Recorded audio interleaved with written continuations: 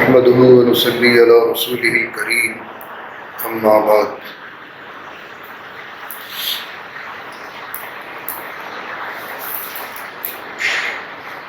بسم الله الرحمن الرحيم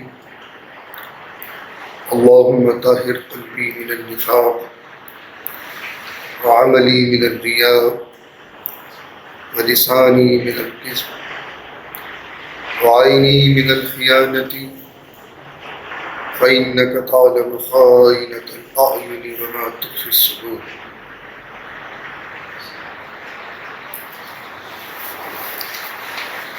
عزیزان گرامی، عید الفطر کے دن ایک موضوع سے اپنے درس کا آغاز کیا تھا کہ اسلامی تہوار ماضی کے واقعات سے وابستہ نہیں ہے. دیگر مذاہب کے تہواروں میں کوئی نہ کوئی واقعہ چسپاں ہے،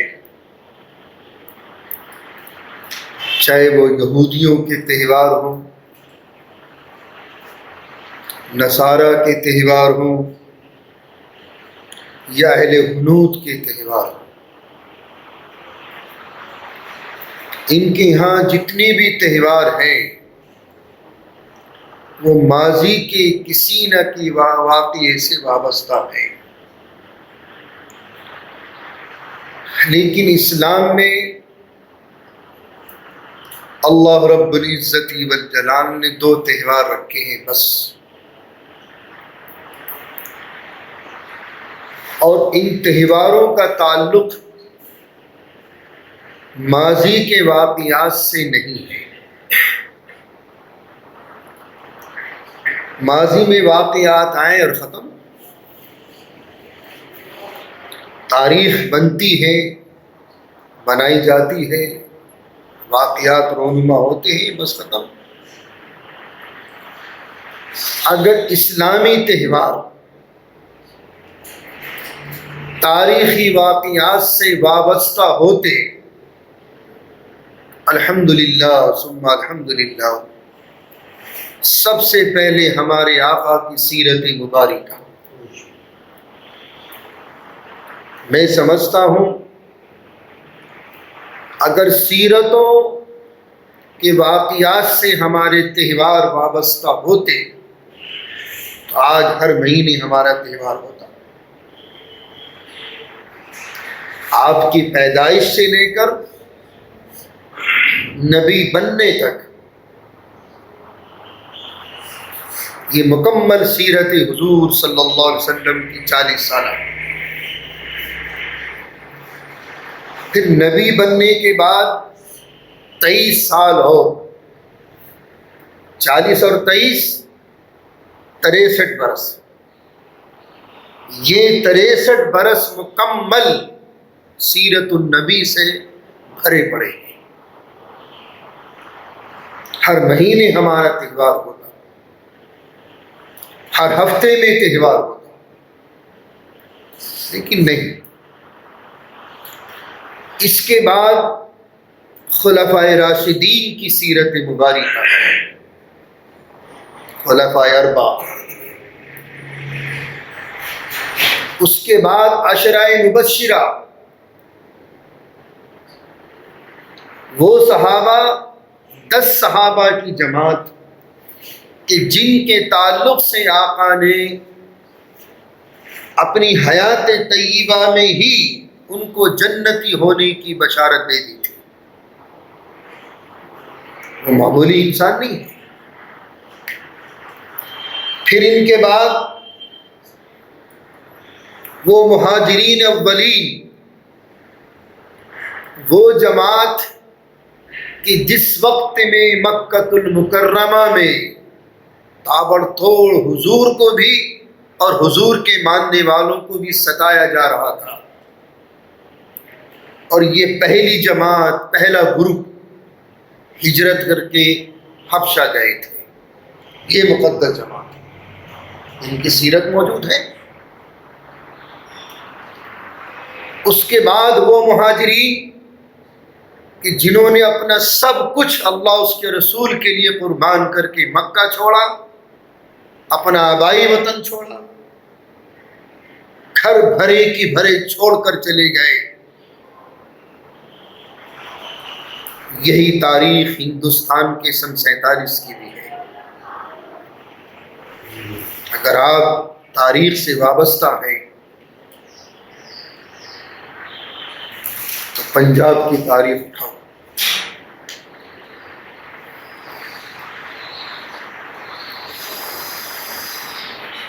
گھر کی گھر بڑے حمال لوگ تھے، یوں چھوڑ کے چلے گئے۔ دلی لٹ رہی تھی، کرول باغ ٹھکی ہوئی آبادی تھی ہماری، چھوڑ کے چلے گئے۔ صدر بازار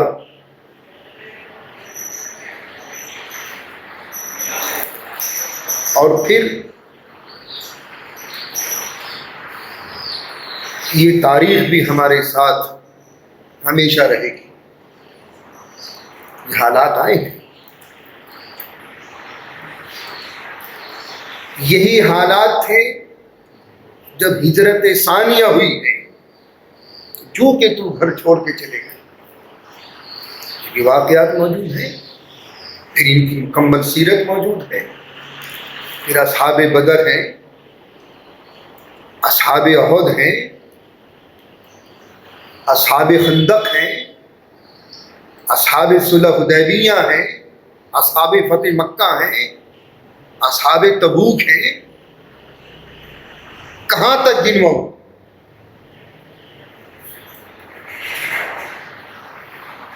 یہ تاریخ ہے۔ اسلامی تہوار کسی تاریخی واقعے سے وابستہ نہیں ہے۔ ہاں، اور مذاہب کے جتنے بھی تہوار ہیں وہ سب کسی نہ کسی تاریخی واقعات سے جڑے ہوئے ہیں، چاہے وہ اہل حنوت کو ہے، بنی اسرائیل کے ہوں، کسی نہ کسی واقعات سے جڑے ہوئے ہیں۔ البتہ ہماری یہ دو تہوار اللہ تعالیٰ نے دو عظیم عبادتوں کی تکمیل پر عطا کیے ہیں، عظیم عبادت۔ اور یہ عبادتیں جب تک یہ چاند سورج رہے گا، جب تک آتی رہیں گی، ہم ہوں یا نہ ہوں، دنیا ہے، آنی جانی ہے۔ 3 قسم کے عالم ہیں۔ ایک عالم تو وہ ہے جہاں کوئی غم نہیں، کوئی فکر نہیں، کوئی رنج نہیں، کوئی بیماری نہیں، کوئی حسد نہیں، کوئی کینہ نہیں، کوئی بغض نہیں، کوئی بڑھاپا نہیں۔ وہ عالم ہے جنت کا، بہترین عالم، افضل ترین عالم جنت کا۔ میاں ہم جیسوں کو تو جنت کا کونا خدرہ ہی مل جائے تو غنیمت سمجھو۔ میں جنت کے جو مستحق تھے وہ تو جا چکے۔ دوسرا عالم ہے مصیبتیں، مصیبتیں، پریشانیاں، پریشانیاں۔ وہاں مصیبت کم نہیں ہوگی، پریشانی کم نہیں ہوگی، تکلیفیں کم نہیں ہوگی، بلکہ دن بدن ترقی بترقی مصیبتیں بڑھتی رہیں گی۔ وہ عالم جہنم۔ الامان الحفیظ، الامان الحفیظ، آمین یا رب العالمین۔ تیسرا عالم ہے جہاں پریشانیاں بھی آئیں گی، حالات بھی آئیں گے، خوشیاں بھی ملیں گی، بیماریاں بھی آئیں گی، صحتیں بھی ہوگی، رنجش بھی ہوگی، حسد کینہ بھی ہوگا۔ وہ دنیا ہے۔ یہ 3 عالم ہیں۔ حالات سب پر آتے ہیں، کوئی بکھر جاتا ہے، کوئی نکھر جاتا ہے۔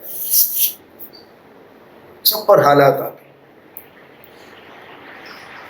تو اس دنیا کو ہی ہمیں سنبھل کر سنبھالنا ہے، اور اسی دنیا سے ہی ہمیں دین کو ایڈاپٹ کرنا ہے۔ یہ نہیں کہ دین کہیں سریا پر رکھا ہوا ہے وہاں سے خرید کرنا ہے۔ یہ جتنے بھی ہماری دنیاوی کام ہیں انہیں ہمیں دین کے سانچوں میں ڈھالنا ہوگا۔ مثال کے طور پر کھانا ہے، دنیاوی کام ہے،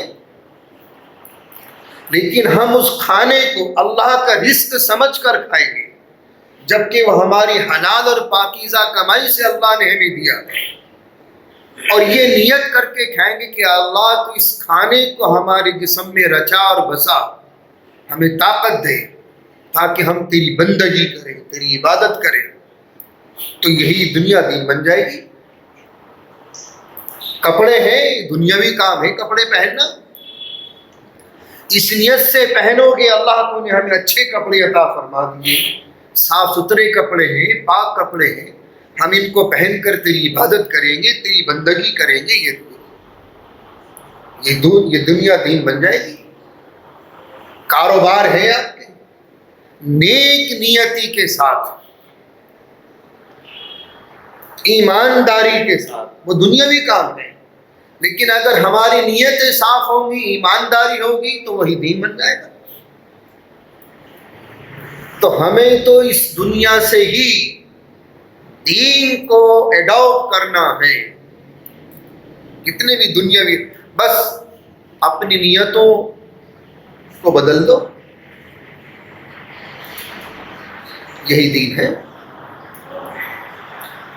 بہرحال پہلا تہوار عید الفطر ہے، رمضان شریف کی تکمیل پر پورا مہینے کا سفر طے کیا، اپنی تمام خواہشات کو اللہ کے نام پر قربان، بھوکا پیاسا رہا، روزہ رکھا، رات میں اللہ تعالیٰ کی عبادتیں کی، اور پھر ان عبادتوں پر اللہ کے انعامات کیا کیا ہیں یہ ذرا ذہن نشین فرما لیں۔ حدیث مبارکہ میں آتا ہے رمضان شریف میں جو اللہ کا مومن بندہ، جو اللہ کی مومنہ بندی عبادت کرتے ہیں، عبادتیں کرتی ہیں، ہر سجدے کے عوض، ہر سجدے کے بدلے اللہ 1700 نیکیاں عطا فرماتا ہے، ہر سجدے کے بدلے۔ اور پھر جنت میں ایک سرخ یاقوت کے موتی کا محل عطا فرمائے گا جس کے 70,000 دروازے ہوں گے۔ اتنی عظیم عبادت کی تکمیل پر اللہ نے یہ تہوار رکھا ہے۔ اور دوسری حدیث بھی ذہن نشین فرما لیں، آقا نے فرمایا جو میرا امتی سحری کھائے گا، سحری کرنا سنت ہے، یہودیوں میں اور ہم میں یہی فرق ہے، وہ سحری نہیں کھاتے، بغیر سحری کے روزہ رکھتے ہیں۔ ہمیں سحری کھانے کا حکم ہے، چاہے ایک لقمہ ہی ہو، ایک گھونٹ چاہے چائے کی ہی پیالی کا ہو، ایک لقمے پر اللہ، سحری کے ایک لقمے پر اللہ 1 سال کی عبادت کا ثواب عطا فرماتا ہے۔ 1 سال کی عبادت کا ثواب۔ اب کتنی سحریاں کر لی آپ نے پورے 30 دن میں؟ کتنے لقمے کھا لیے؟ علیہ حساب 1 سال کی عبادت، ایک لقمے پر۔ یہ تو لاک ڈاؤن ہے، ورنہ میری قوم تو جو تراویح پڑھ کر جو کھانے پہ لگتی ہے، اور جب تک مؤذن صبح کی اذان نہ دے دے اس نان کو ٹھوستا رہتا ہے۔ اب کتنے لقمے کھا رہا ہو؟ سحری کی نیت سے کھا رہا، میاں سحری کی نیت سے کھا رہا ہے، وہ کتنے لقمے کھائے گا پورے مہینے؟ تو خدا کا شکر سمجھو کہ لاک ڈاؤن کی وجہ سے مارکیٹس اور ہمارے ہوٹلز بند ہیں، ورنہ تو ہماری قوم تو میدان خالی ہے اس کے لیے کھانے کا۔ تیسری چیز، عرش اعظم پر ایک مقام ہے نور کا، جس کا نام ہے خطیرۃ القدس۔ تراویح پڑھنے والوں کو اللہ اس مقام سے دیکھتا رہتا ہے، حدیث ہے۔ تو اسلامی تہوار کسی واقعے سے وابستہ نہیں ہے، عظیم عبادت کی تکمیل پر اللہ نے یہ خوشی عطا کی ہے، عظیم۔